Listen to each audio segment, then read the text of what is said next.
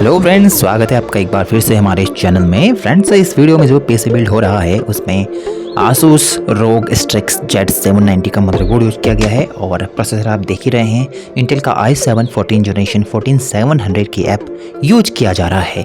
साथ ही Acer Predator की RAM use की जा रही है और SSD भी Acer की ही यूज की जा रही है। फ्रेंड्स, तो आपको बताना चाहूँगा इसमें हम अभी ग्राफिक कार्ड इंस्टॉल नहीं कर रहे हैं इस पीसी बिल्ड में। आप बताइए कौन सा ग्राफिक कार्ड यहाँ पर इंस्टॉल किया जाएगा या इंस्टॉल किया जाना चाहिए जो कि सुटेबल हो इंटेल i7 प्रोसेसर के साथ में।